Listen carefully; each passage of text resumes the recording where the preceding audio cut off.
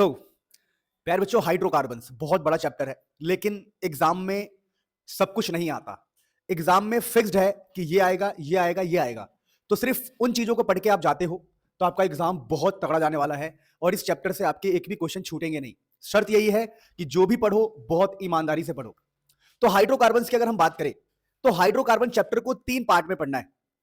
पहले कुछ बातें मैं क्लियर कर दूं कि हाइड्रोकार्बन के अंदर 3 कौन कौन से पार्ट है, उनको हम समझते हैं। तो पहला आपका जो पार्ट होता है उसको हम बोलते हैं अल्केन, तो आपको अल्केन समझना पड़ेगा। दूसरा जो हिस्सा है वो है अल्कीन, आपको अल्कीन समझना पड़ेगा। और तीसरा है आपके पास अल्काइन, अल्काइन। तो इन तीनों के बारे में हम इस चैप्टर में पढ़ेंगे। बहुत सारे रिएक्शंस है बुक्स में, बहुत सारी चीजें हैं, लेकिन एग्जाम में कुछ कुछ टॉपिक्स ही आते हैं। तो अगर हम अल्केन की बात करें सबसे पहले, तो आपको बता दूं, लोग कहते हैं कि इसका जो सिंपल फॉर्मूला होता है ऐसा कुछ होता है CnH2n+2। क्या मतलब है इसका? कि अगर आप n की वैल्यू 1 डालोगे, n की वैल्यू 1, तो आपको पहला अल्केन मिलेगा। पहला अल्केन, हाँ, पहला अल्केन कैसे मिलेगा? अगर n 1 डालेंगे तो ये बन जाएगा C1, हमारा C1 H2+2 H4 C1H4, क्योंकि देखो 2 इंटू में 1, 2+2 CH4। वैसे आप n की अलग अलग वैल्यू डालोगे, मान लो किसी ने n की वैल्यू 2 डाली तो क्या होगा? तो C2, यहां पर C2, और ये हो जाएगा 2 डालोगे n की जगह पर तो 2 2 4 + 2 6 H6 हो जाएगा, क्योंकि देखो 2 2 4 + 2 6 H6, तो ये भी अल्केन है। तो अल्केन के बारे में हल्का फुल्का हमें समझना था। बाकी IUPAC नेम की वीडियोस हम पहले डाल चुके हैं, ठीक है? तो IUPAC नेम जिसको नहीं आता है वो प्लीज एक बार IUPAC सीख लो, वो ऑर्गेनिक केमिस्ट्री का हिस्सा है जो आपने पीछे पढ़ा है, अदरवाइज आपको दिक्कत होगी। तो आप अल्केन समझ रहे हैं, तो अल्केन आपने समझ लिया। अब अल्कीन में क्या होता है कि इसका जो फॉर्मूला बनाया गया, बोला गया देखो भैया CnH2n, CnH2n मतलब सपोज करो यहां पर n की वैल्यू 2 से स्टार्ट होती है, 2 से, तो अगर आप n की वैल्यू 2 लोगे तो ये बनेगा C2H4। अगर n की वैल्यू 3 लोगे तो क्या बनेगा? तो C3H6, C3H6। तो ये सब अल्कीन है, अल्कीन। फिर होता है अल्काइन। अल्काइन किसे कहते हैं? तो ये होता है CnH2n-2। यहां भी n की वैल्यू 2 से स्टार्ट होगी, 2 से, तो 2 डालोगे तो क्या बनेगा? देखो C2H2 बनेगा ये, क्योंकि देखो 2 2 जा 4 - 2, 4 - 2, 2 ही आएगा h की जगह पर। तो ये सब अल्काइन है। अल्कीन, अल्केन, अल्काइन, है ना? तो अल्कीन, अल्काइन, अल्केन, ये तीनों के बारे में आपको समझना है। बस यहां पर n की वैल्यू 1 से स्टार्ट होती है, यहां पर वैल्यू 2 से, वहां पर भी वैल्यू 2 से स्टार्ट होती है। और जितना भी इस फॉर्मूले से जितने भी लोग बनेंगे वो सारे अल्कीन होंगे, इस फॉर्मूले से जितने भी बनेंगे वो सारे अल्काइन होंगे, और इससे जितने ही बढ़ेंगे सारे अल्केन होंगे, ठीक है? अब जैसे किसी ने क्वेश्चन दे दिया, मान लो सपोज मैं एक बेसिक एग्जांपल लेता हूं कि बताओ n = 3 है और इसका मुझे अल्केन चाहिए, अल्केन। तो इसको आप कैसे बनाओगे? तो आप बोलोगे देखो सर ने कहा था अल्केन के लिए होता है CnH2n+2, तो n की वैल्यू 3 डालोगे तो C3H8, C3H8, तो ये आपका अल्केन है, अल्केन। तो आप अल्केन का बेसिक फॉर्मूला याद रखो, आप सारे अल्केन बना सकते हो, 3 वाला, 4 वाला, 5 वाला, कोई भी। उसी प्रकार से आप अल्काइन का बेसिक फॉर्मूला याद रखो, यानी मेन इसके अंदर यही है, पर इसकी नीड नहीं पड़ती, इतना बेसिक कोई भी नहीं पूछता है एग्जाम में, ये सब बातें नहीं पूछी जाती है। यहां पर सबसे खास बात क्या है कि ध्यान रखना, ये जो अल्केन है इसके अंदर सिंगल बॉन्ड होता है, सिंगल बॉन्ड, हमेशा सिंगल बॉन्ड होगा, ठीक है? कार्बन कार्बन के बीच में सिंगल बॉन्ड होता है। जैसे कि मान लो हमने बोला CH3 CH3, तो इसी को छोटे में हम क्या लिखेंगे? ये हमारा है C2H6, C2H6, देखो 2 कार्बन 6 हाइड्रोजन, C2H6 इसको बोलेंगे। तो यहां पर आप देखोगे तो कार्बन कार्बन में सिंगल बॉन्ड है। उसी प्रकार से अल्कीन में देखो CH2 डबल बॉन्ड CH2, ये क्या है? तो ये आपका है C2H4 है, ये C2H4, ये वाला C2H4। तो देखो यहां पर कार्बन कार्बन में डबल बॉन्ड होता है। अब अल्काइन में क्या होता है कि अगर कार्बन कार्बन में हमेशा ट्रिपल बॉन्ड मिलेगा तो CH CH, यानी कि C2H2, ये रहा C2H2। तो ये आपका क्या है? ये आपका अल्काइन है। तो अल्काइन में ट्रिपल बॉन्ड, अल्कीन में डबल बॉन्ड, अल्केन में सिंगल बॉन्ड। तो ये तो इस चैप्टर का बेसिक इंट्रोडक्शन है जो आपको पता होना चाहिए। अब मेन क्या है? मेन इस चैप्टर में आता है अल्केन के ऊपर क्वेश्चन। तो सबसे पहले हम अल्केन को पढ़ते हैं, अल्केन। तो देखिए अल्केन में कहां से क्वेश्चन आता है ये समझिएगा। तो अल्केन में ना इसके प्रिपरेशन से क्वेश्चन आता है, प्रिपरेशन, कि भैया ये अल्केन को प्रिपेयर कैसे करोगे आप, तो प्रिपरेशन से क्वेश्चन आता है। अब प्रिपरेशन के लिए आपको 3 मेथड पढ़ना है, वही 3 एग्जाम में बार बार पूछा जाता है। पहला जो आपको पढ़ना है प्रिपरेशन में, वो पढ़ना है आपको, समझना ध्यान से, वो पढ़ना है आपको बड़ी सिंपल, बहुत ही simple, Wurtz reaction. Wurtz reaction, Wurtz reaction exam के लिए बहुत इंपॉर्टेंट है। दूसरा आपको पढ़ना है डी कार्बोक्सिलेशन, ये डी कार्बोक्सिलेशन भी आपके लिए बहुत इंपॉर्टेंट है। एंड तीसरा जो आपको एग्जाम के लिए पढ़ना है वो है Kolbe's electrolysis, Kolbe's electrolysis प्यारे बच्चों। तो एग्जाम में क्वेश्चन जब भी बनेंगे ना तो इन्हीं टॉपिक से घुमा फिरा के क्वेश्चन बनते हैं। तो अगर हम इनको डिटेल में समझ लेंगे तो हमारा अल्केन वाला पार्ट खत्म हो जाएगा, रिएक्शन वाला पार्ट। अब देखिए यहां पर कुछ बातें पहले बेसिक समझो। बेसिक बातें क्या समझना है, बेसिक्स बहुत इंपॉर्टेंट होते हैं। तो मैं आपको एक बेसिक चीज पहले सिखा दूं। कभी भी अगर आपको कोई अल्केन दिखाई दे, जैसे सिंपल अल्केन है, इसके अंदर सिंगल बॉन्ड ही है, और जब इस अल्केन के अंदर आप ये डालोगे कभी भी, जैसे Cl2, ये है क्लोरीन, Cl2 क्लोरीन गैस, तो ये Cl2 है और यहां पर H इंटू में दिस। अब ये क्या होता है, ये देखो ये जो H इंटू में दिस लिखा है मैंने, इसके बारे में बताऊं मैं आपको। ये ना फोटोन होता है, फोटोन। फोटोन मतलब लाइट, ये लाइट है, लाइट, ये लाइट होता है प्यारे बच्चों, लाइट। ये एक्चुअली में ये फ्रीक्वेंसी है, आप लोगों ने केमिस्ट्री में पढ़ा होगा, H इंटू में फ्रीक्वेंसी, फोटोन की एनर्जी होती है। तो जब भी आपको Cl2H इंटू में ये फ्रीक्वेंसी है, फ्रीक्वेंसी ऐसा कुछ दिखाई दे तो इसका आंसर आपको हमेशा ऐसा बनाना है, CH3Cl। अब ये कैसे हुआ है देखो, तो आपने CH4 से एक हाइड्रोजन को गायब किया, एक हाइड्रोजन को गायब करके वहां पर क्लोरीन लगा दिया। आपने यहां से एक हाइड्रोजन को गायब किया और क्लोरीन लगा दिया, तो बन गया CH3Cl। तो आपने क्या सीखा, आपने ये सीखा कि भैया यहां पर CH4 है तो ये CH3 बन गया है, यहां पर एक हाइड्रोजन कम हो गया है, CH4 से ये हो गया है CH3, और यहां से एक क्लोरीन यहां लग गया। अब ये बहुत इंपॉर्टेंट है, बहुत ज्यादा काम आएगा, तो हम बेसिक सीख रहे हैं। दूसरा, बेसिक्स में कुछ बातें याद रखो। जैसे अगर मान लो हमारे पास ये एसिटिक एसिड है, ये आपने बचपन में पढ़ा होगा, नहीं भी पढ़ा है तो बता रहा हूं, इसको एसिटिक एसिड कहते हैं, ठीक है ना। ये कार्बोक्सिलिक एसिड है आपका, कार्बोक्सिलिक एसिड, कार्बोक्सिलिक एसिड। अब ये जो कार्बोक्सिलिक एसिड है, अगर इसके अंदर हम कभी भी बेस डालते हैं, लाइक NaOH बेस या सोडियम वाली कोई चीज, तो होता क्या है प्यारे बच्चों, ये जो सोडियम है वो H को हटा देता है। तो यहां पर जो बनता है इसको हम क्या कहते हैं, ध्यान रखना, इसको बोलते हैं sodium salt of carboxylic acid, इसको बोलते हैं sodium salt of carboxylic acid, carboxylic acid. तो मैंने आपको sodium salt of carboxylic acid बनाना सिखा दिया। कुछ नहीं होता, कार्बोक्सिलिक एसिड में बेस डाल दो तो बन जाता है sodium salt of carboxylic acid.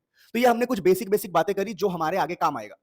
अब प्यारे बच्चों यहां पर हम क्या पढ़ रहे हैं, यहां पर हम पढ़ रहे हैं कि अल्केन के लिए 3 बातें हैं, बस इससे ज्यादा कुछ नहीं पढ़ना। तो अगर हम वुर्ज रिएक्शन की बात करें सबसे पहले, तो वुर्ज रिएक्शन में क्या लिया जाता है, देखिए पहले हम पढ़ेंगे वुर्ज रिएक्शन। तो प्यारे बच्चों जो वुर्ज रिएक्शन है ना, वुर्ज रिएक्शन, इसके अंदर सबसे पहले आप लेते हो अल्केन। सपोज करो आपने कोई अल्केन लिया, अब इस अल्केन में, पहले मैं बता रहा हूं सुन लो, इस अल्केन में आप सबसे पहले तो Cl2H डालोगे। जब Cl2H डालोगे तो ये बन जाएगा CH3Cl। अब यहां से स्टार्ट होगा आपका वुर्ज रिएक्शन। एक बार आपने CH3Cl बना लिया, आपने CH4 में ये डाल के CH3Cl बना लिया, तो आपका वुर्ज रिएक्शन स्टार्ट होगा। जैसे आपने डालेंगे इसमें सोडियम ड्राईथर, सोडियम ड्राईथर डालना है आपको, और सोडियम की यहां पर 2 डालते हैं, 2Na ड्राईथर। तो ट्रिक क्या रहेगा, ट्रिक ये रहेगा कि ऐसा ट्रिक आपको मान के चलना है कि, ट्रिक बता रहा हूं मैं आपको, बहुत इंपॉर्टेंट है, देखो कि ये NaCl निकल जाएगा और यहां पर जो 2 लिखा है हमने 2, ये 2 इससे मल्टीप्लाई हो जाएगा। 2 मल्टीप्लाई होने का मतलब क्या है कि 2 बार CH3 आ जाएगा, 2 बार CH3। तो ये ट्रिक याद रहना कि NaCl निकल जाएगा, यहां से ये जो NaCl है निकल जाएगा, ठीक है। तो ये Na और Cl निकल जाएगा और ये 2 यहां मल्टीप्लाई होगा तो CH3। तो आपने क्या किया, आपने ये जो चीज लिया, ये जो CH3Cl लिया, ये जो CH3Cl लिया, उसमें 2Na ड्राईथर डाल के आपने एक अल्केन बना लिया, अल्केन, अल्केन। तो ये प्रिपरेशन का एक तरीका है जो बहुत इंपॉर्टेंट है, अल्केन। अब यहां पर एक चीज ध्यान रखना, ये जो वुर्ज रिएक्शन है आप कहीं भी लगा सकते हो। जैसे मैं एक क्वेश्चन करवा के दिखाता हूं। सपोज करो किसी ने मुझसे बोला CH3CH2Cl, CH3CH2Cl, और आपने यहां पर डाला 2Na ड्राईथर। जब हम ये 2Na ड्राईथर डालेंगे तो पता क्या होगा, वही वाला खेल आपको खेलना है कि भैया ये जो सोडियम है क्लोरीन के साथ कुछ कुछ करेगा, ये NaCl निकल जाएगा और ये 2 यहां पर आके मल्टीप्लाई हो जाएगा, ऐसा मानना है आपको। तो ये बन जाएगा, मतलब ये 2 बार रिपीट होगा, CH2CH3 2 बार, क्योंकि हम इस 2 को यहां लेके आ रहे हैं इसके पास। तो 2 बार हमें लिखना है, एक तो CH3CH2 एक बार तो है ही, और इसको दोबारा भी लिखना है, तो दोबारा लिखेंगे तो CH2CH3। समझ पाए, यानी इसको आपको 2 बार लिख देना है बस, CH3CH2 मतलब आधा हिस्सा यहां पर पड़ा हुआ था, ये आधा हिस्सा पड़ा है, और इसी को आगे जोड़ के हमने लिख दिया, जोड़ के आगे लिख दिया। तो इस प्रकार से आप वुर्ज रिएक्शन करवा सकते हैं। अब आपने बोला कि NaCl निकल गया होगा, हाँ जी, ये Na, ये सोडियम और ये क्लोरीन निकल गया होगा, NaCl। अब यहां पर कुछ बातें कर लेते हैं गजब। क्या बातें कर लेते हैं कि एग्जाम में वुर्ज रिएक्शन लिखने को आएगी, आप लिख के आ जाओगे, पर एग्जाम में लिमिटेशन ऑफ वुर्ज रिएक्शन भी आता है। आप तुम बोलोगे सर ये लिमिटेशन क्या है, लिमिटेशन ऑफ वुर्ज रिएक्शन, लिमिटेशन मतलब फेलियर, वुर्ज रिएक्शन का फेलियर क्या है, वुर्ज रिएक्शन का लिमिटेशन क्या है, ये कहां पर फेल हो जाता है, फेल, इसका फेलियर क्या है। देखो बहुत सुंदर और बहुत ही आसान फेलियर है। पहला तो आप ये कह सकते हो कि आप वुर्ज रिएक्शन से जब भी काम करवाओगे, वुर्ज रिएक्शन से जब भी काम करवाओगे तो यहां पर दो मिलेंगे, दो जो कार्बन है वो बढ़ जाता है, कार्बन बढ़ जाता है। तो कार्बन बढ़ने का मतलब क्या है कि अगर एक कार्बन है तो दो हो जाएगा, दो कार्बन है तो चार हो जाएगा, है ना। अगर कार्बन एक है तो दो हो जाएगा और दो है तो चार हो जाएगा। तो आप यहां पर कभी भी CH4 नहीं बना सकते, CH4 can not be prepared, can not be prepared. आप इससे CH4 नहीं बना सकते। आप CH4 क्यों नहीं बना सकते, क्योंकि भैया आपको लॉजिकली पता है कि अगर आपने CH3 लिया है तो ये CH3 बन गया, ये दुगना हो गया। अगर ये दुगना हो गया इसका मतलब क्या है, इसका मतलब ये है कि अगर हमेशा दुगना हो जाएगा तो हम सबसे छोटा वाला अल्केन नहीं बना पाएंगे, हम कभी भी CH4 नहीं बना पाएंगे। दूसरा लिमिटेशन इसका क्या हो सकता है कि ये जो वुर्ज रिएक्शन है ना, वुर्ज रिएक्शन, जो ये वुर्ज रिएक्शन है नॉट सुइटेबल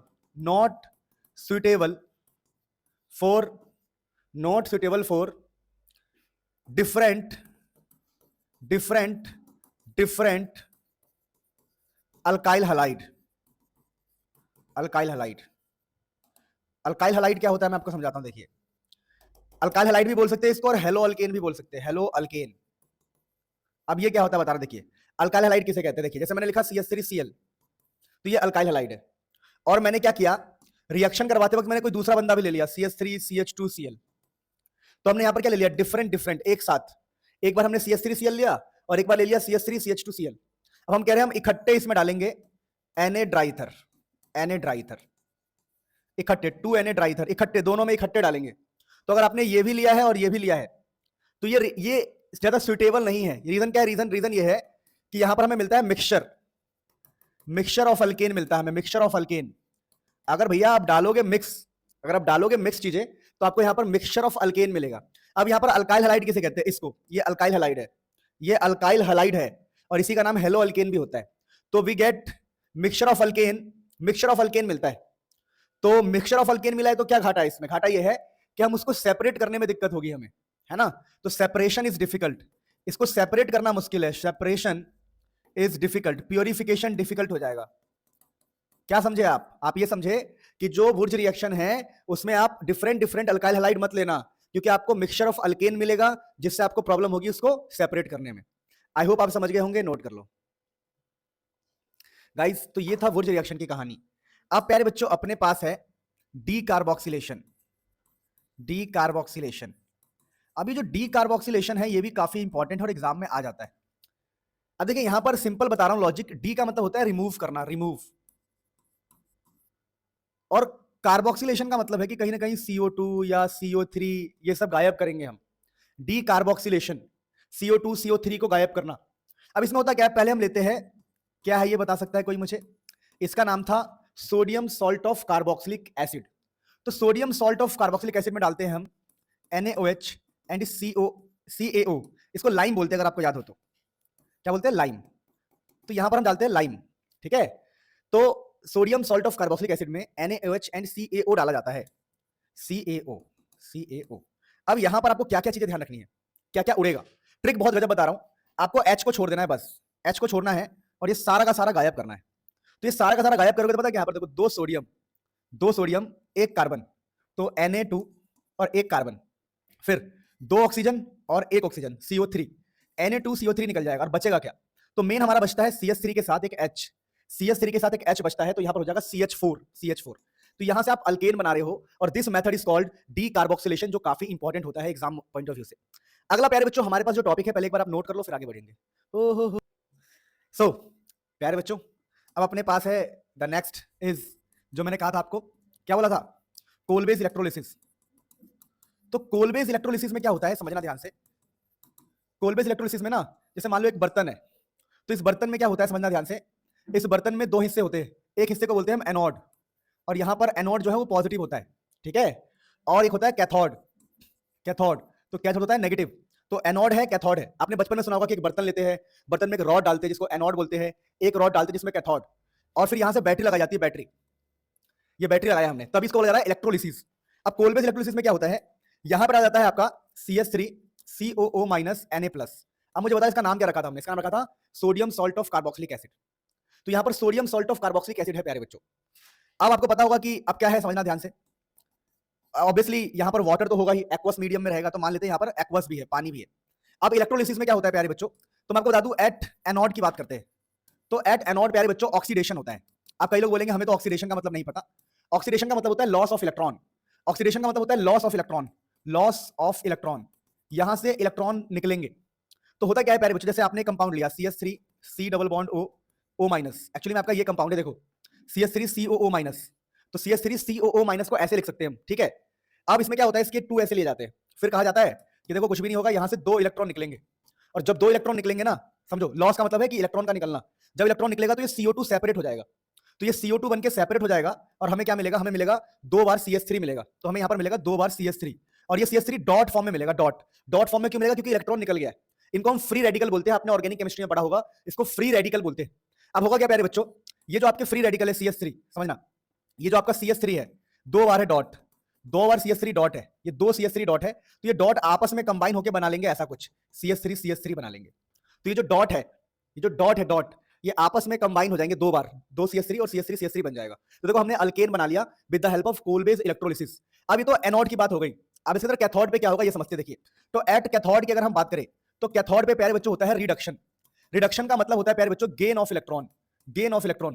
तो ऐसा कहा जाता है कि देखो जो H2O है वो इलेक्ट्रॉन गेन कर लेगा, और इलेक्ट्रॉन गेन करके सबसे पहले तो ये OH माइनस बनाएगा और एक बनेगा H डॉट। अब अगली बार में क्या होगा, फिर ये जो H डॉट है वो दूसरे H डॉट से कंबाइन होकर हाइड्रोजन गैस रिलीज करेगा। तो एनोड कैथोड का रिएक्शन बहुत सिंपल है, एनोड का रिएक्शन भी बहुत सिंपल है। अगर आप 2-3 बार देखो तो ट्रिक कितना आसान है कि CO2 निकल गया और बन गया हमारा 2 CH3।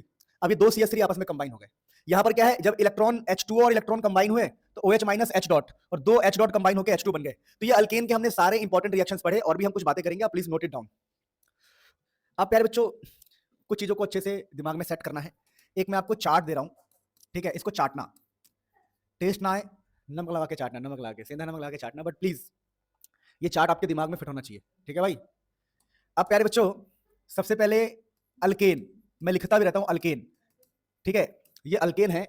इस अल्केन के अंदर अगर हम डालेंगे Cl2 दिस, ये आपके एग्जाम में जितने भी कन्वर्जन वाले क्वेश्चन आएंगे ना, आप इससे कर सकते हो बहुत इजीली कन्वर्जन वाले क्वेश्चन। तो सबसे पहले CH4 में Cl2H डालेंगे किसी भी अल्केन में, तो सबसे पहले ये बनाएगा CH3Cl। जब ये CH3Cl बना लेगा तो प्यारे बच्चों अब यहां से आपको 2 बातें सीखनी है। क्या बातें सीखनी है, चलो पहले तो एक ही बातें सीखो। आप जब ये CH3Cl लग गया ना Cl, तो आप इसमें डाल सकते हो 2 सोडियम ड्राई ईथर। जब इसके अंदर 2 सोडियम ड्राई ईथर डालोगे, इसको वुर्ज रिएक्शन कहते हैं, आपको पता होगा, आपने पढ़ा है अभी जस्ट, वुर्ज रिएक्शन। तो होगा क्या प्यारे बच्चों, ये जो वुर्ज रिएक्शन में क्या होगा, ये जो CH3 है रिपीट हो जाएगा 2 बार, तो ये बन जाएगा CH3CH3। अब ये CH3CH3 दोबारा एक अल्केन है, तो अब यहां पर आप अल्केन के रिएक्शन को रिपीट कर दोगे। अल्केन के रिएक्शन को कैसे रिपीट करोगे बता रहा हूं मैं, देखो आप इसमें डाल सकते हो Cl2 दिस, Cl2H न्यू। अब इससे क्या होगा, जब आप ये दोनों डालोगे तो यहां पर क्या होगा, देखो ये CH3, ये CH2Cl, क्योंकि मैंने आपको बोला था कि अल्केन में यही रिएक्शन करवाया जाता है। देखो ये CH3CH3 अल्केन है, तो अल्केन में हम डालेंगे Cl2H इंटू में फ्रीक्वेंसी, तो यहां पर बन जाएगा CH3CH2Cl। यहां से एक हाइड्रोजन कम होकर Cl लग जाएगा, जैसे ऊपर हुआ था, ऊपर भी एक अल्केन था, तो अल्केन में Cl ये डालते हैं तो बन जाता है CH3Cl। इसी प्रकार से ये हमारा अल्केन है ना, और अल्केन में हमने डाला तो ये बन गया। अब आपको ये सोचना है कि सर ये जो वुर्ज रिएक्शन है उसमें क्या होता है, तो मैंने आपको बताया था कि जो चीजें भी आप डालते हो CH3 वो दुगना हो जाता है, और ये हमारा मेन प्रोडक्ट है, तो हम सिर्फ मेन को लिखते हैं। यहां पर NaCl भी होगा, पर हम NaCl की बातें नहीं करते हैं। तो प्यारे बच्चों ये CH3 है, तो इसमें हमने Cl2H डाला, तो दोबारा ये हमारा ऐसा कुछ बन गया क्लोरीन वाला। अब इस क्लोरीन वाले कंपाउंड के लिए हम 2 तरह से रिएक्शन करते हैं, ये दोनों आपको पता होना चाहिए। देखिए पहला रिएक्शन होता है एक्वस KOH, ये AQ का मतलब है एक्वस, एक्वस मतलब पानी। अब ये एक्वस KOH क्या करेगा समझिए, इसका जो OH है इसके क्लोरीन के साथ एक्सचेंज कर देना है आपको, तो ये बन जाएगा CH3 CH2OH। ये बात आपको ध्यान रखना है, बहुत ईमानदारी से ध्यान रखना है, बहुत ईमानदारी से, कि जब एक्वस KOH होता है, एक्वस KOH, तो जो OH है वो क्लोरीन की जगह पे लग जाता है। तो प्यारे बच्चों इससे क्या बनता है, इससे आपका अल्कोहल बनता है, ये अल्कोहल है। यानी सोचो हमने कहां से कहानी स्टार्ट करी थी, हमने कहानी स्टार्ट किया था एक अल्केन से, और अल्केन से हम एक बार लगा चुके हैं Cl2H न्यू, फिर एक बार हम वुर्ज रिएक्शन लगा चुके हैं, तो वुर्ज रिएक्शन से हमारा अल्केन मिला, फिर अल्केन से दोबारा Cl2H न्यू, वहां से हमें ये मिला, अब इससे हम अल्कोहल बना चुके हैं। अब हम क्या करेंगे प्यारे बच्चों, अब ये हमारा अल्कोहल बन के रेडी है। अब इसी में हम दूसरा रिएक्शन भी करवा सकते हैं। दूसरा होता है अल्कोहलिक KOH, यानी कि इस क्वेश्चन के अंदर पहला रिएक्शन हम ये करवा सकते हैं जो कि एक्वस KOH, और दूसरा एक अलग टाइप का हो सकता है अल्कोहलिक KOH। अब देखो यहाँ पर एक Al का मतलब है अल्कोहलिक, अल्कोहलिक मतलब अल्कोहलिक, सिंपल सी बात है। अब ये अल्कोहलिक वाले में क्या ध्यान रखोगे कि इस वाले क्लोरीन को एलिमिनेट कर देना है, गायब, इस क्लोरीन को गायब कर देना है, और उसका जो ये कार्बन होता है, ये वाला कार्बन, इसका एक हाइड्रोजन गायब करना है। सर मैं समझा नहीं, देखिए इसको ना बीटा कहते हैं, देखो ये होता है अल्फा, ये जो है ना इसको अल्फा नाम दिया गया है, अल्फा कार्बन, और इस वाले का नाम दिया गया है बीटा कार्बन, बीटा। तो ये जो अल्फा कार्बन होता है, अल्फा का क्लोरीन गायब होता है, ये गायब होगा, और जो बीटा है, बीटा का एक हाइड्रोजन गायब होगा, हाइड्रोजन गायब होगा, तो ये बनेगा आपका यहाँ CH2 और यहाँ भी CH2। कैसे? देखो यहाँ पर तो CH2 ही बचेगा, क्लोरीन गायब हो गया, और यहाँ CH3 है, यहाँ से आपको हाइड्रोजन कम करना है, हाइड्रोजन कम करोगे तो CH3 से बन जाएगा CH2, और यहाँ डबल बॉन्ड आएगा और ये बनेगा आपका अल्कीन, ये अल्कीन बनेगा आपका। तो आप लोगों ने क्या सीखा? आप लोगों ने बहुत सिंपल बात सीखी। क्या बात सीखी? कि भैया अगर अल्कोहलिक KOH डालेंगे तो भैया क्लोरीन भी जाएगा और हाइड्रोजन भी जाएगा, तो यहां से क्लोरीन गया और यहां 3 हाइड्रोजन था, अब 2 ही बचा हुआ है।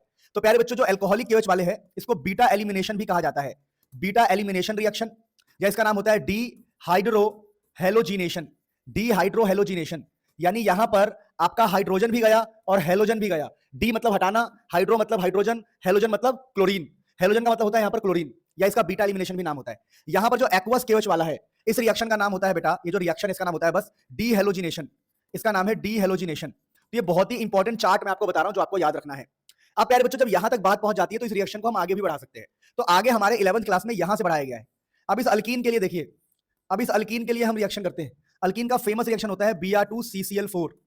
अगर आप एक डबल बॉन्ड, यहां पर डबल बॉन्ड है, डबल बॉन्ड, इस डबल बॉन्ड का रिएक्शन करवाएंगे Br2CCl4 के साथ, तो यहां पर आपको पता है क्या मिलता है? देखो आपको मिलता है 2 कार्बन, क्योंकि यहां पर भी 2 कार्बन है। फिर प्यारे बच्चों, जो Br2 है, तो एक ब्रोमीन यहां लग जाएगा प्यारे बच्चों, और दूसरा ब्रोमीन यहां लग जाएगा, यानी हुआ क्या है? CH2 डबल बॉन्ड CH2 है।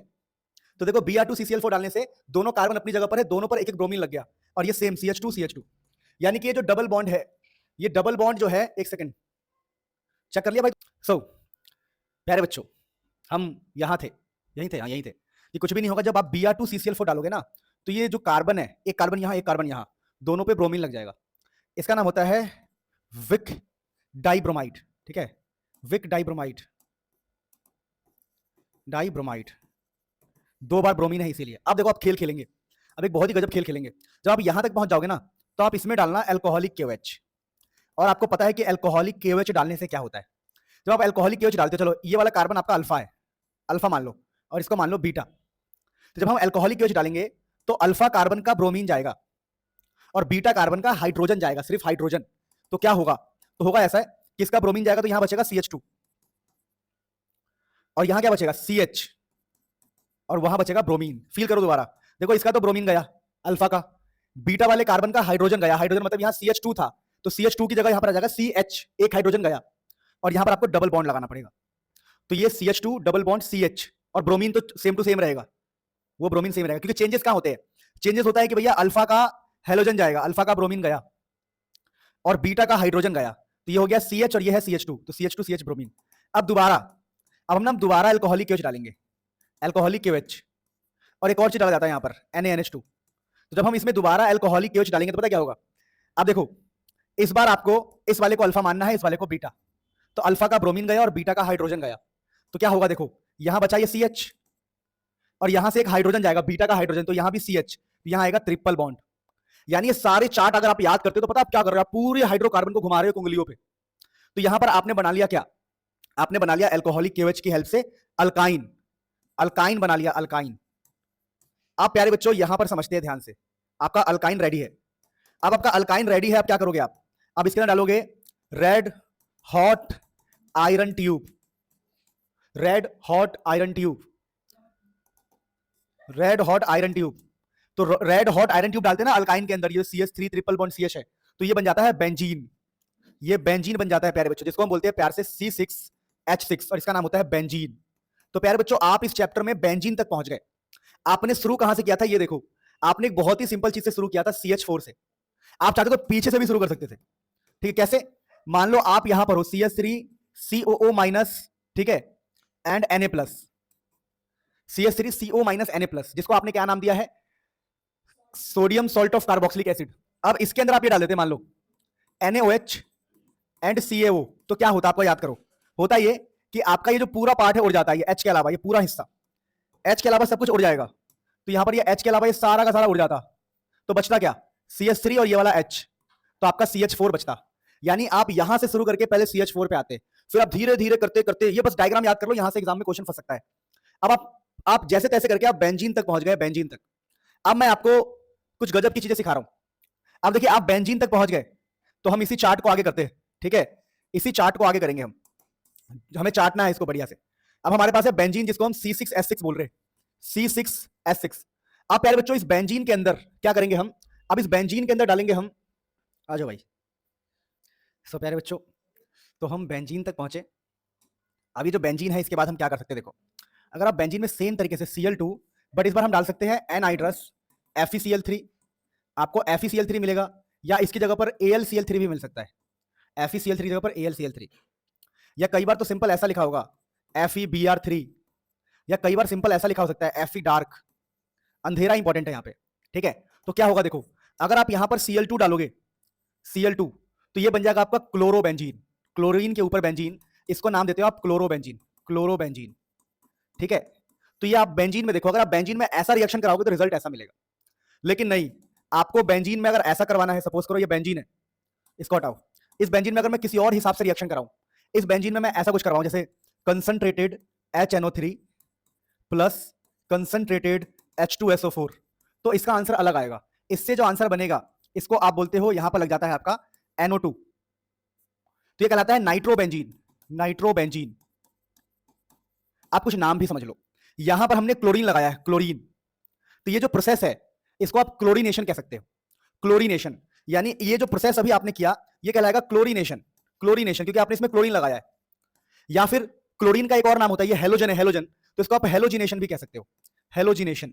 तो आपने क्या सीखा, आपने ये सीखा कि भैया अगर हम क्लोरीन लगाएंगे तो बेंजीन पे क्लोरीन आएगा, और इसी बेंजीन में अगर हम कुछ और डालेंगे, HNO3 डालेंगे तो NO2 आएगा, और ये बनेगा नाइट्रोबेंजीन। और प्रोसेस का मतलब यहां पर होता है नाइट्रेशन, इसको नाइट्रेशन कहा गया है प्यारे बच्चों। अब प्यारे बच्चों एक और चीज भी हम कर सकते हैं, किसी ने कहा नहीं जी हम इस बेंजीन में कुछ और डालना चाहते हैं, क्या डालना चाहते हो, तो बोला कि यार इसमें डालना चाहते हैं हम कंसंट्रेटेड H2SO4, हम इसमें H2SO4 डालना चाहते हैं, या फिर हम यहाँ डालना चाहते हैं H2S2O7, H2, ये तो ये डाल सकते हो या तो ये डाल सकते हो। अच्छा नीचे वाले का नाम होता है ओलियम, ये जो H2S2O7 है वो ओलियम है, इसका तो नाम आपको पता है सल्फ्यूरिक एसिड है ये। तो यहां पर क्या होता है कि बेंजीन के ऊपर ऐसे लग जाएगा SO3H, तो इसको बोलेंगे हम सल्फोनिक एसिड, सल्फोनिक एसिड, क्योंकि हमने ये डाला है ना इसलिए सल्फोनिक एसिड बन जाएगा। यानी आप अब इस प्रोसेस का क्या नाम होगा, इस प्रोसेस का नाम होगा सल्फोनेशन, सल्फोनेशन। तो इस प्रकार से हम क्या कर रहे हैं, हम पूरे के पूरे हाइड्रोकार्बन की सभी इंपॉर्टेंट चीजों को समझते जा रहे हैं एक ही हिसाब से। अब प्यारे बच्चों इसके अंदर और भी चीजें आप करवा सकते हो, जैसे आपका बेंजीन है, किसी ने कहा जी हम बेंजीन के अंदर कुछ और करवाएंगे, जी क्या करवाओगे, उसने बोला हम ऐसा कुछ डालेंगे CH3Cl एनहाइड्रस AlCl3, किसी ने कहा जी हम ये डालेंगे AlCl3। अब देखो एक बात ध्यान रखना, ये जो AlCl3 है ना, इसका क्या काम होता है, AlCl3 का काम होता है कि बगल वाले क्लोरीन को खा जाना, बगल में जो क्लोरीन रखा होता है, जैसे CH3Cl है, तो क्या होगा, ये जो CH3Cl है, CH3Cl, तो इस क्लोरीन को ये खा जाते हैं, इस क्लोरीन को, तो ये जो एनहाइड्रस AlCl3 है इस क्लोरीन को खा जाएगा, और जब इस क्लोरीन को ये खा जाएगा तो पता है क्या बनेगा, देखो ये बनेगा बेंजीन के ऊपर, ये जो बेंजीन है इसके ऊपर CH3 लग जाएगा, क्यों, क्योंकि बचा ही CH3 है, AlCl3 ने यहां पर Cl को खा लिया। अब ये जो प्रोसेस है इसमें CH3 लगा है, जिसका नाम होता है फ्रीडल क्राफ्ट अल्काइलेशन, इसी को बोलते हैं फ्रीडल क्राफ्ट अल्काइलेशन। तो हम लोग क्या कर रहे हैं, बेंजीन के अंदर अगर हम ये डालेंगे तो ये बनेगा ये, और इसको बोलेंगे फ्रीडल क्राफ्ट अल्काइलेशन।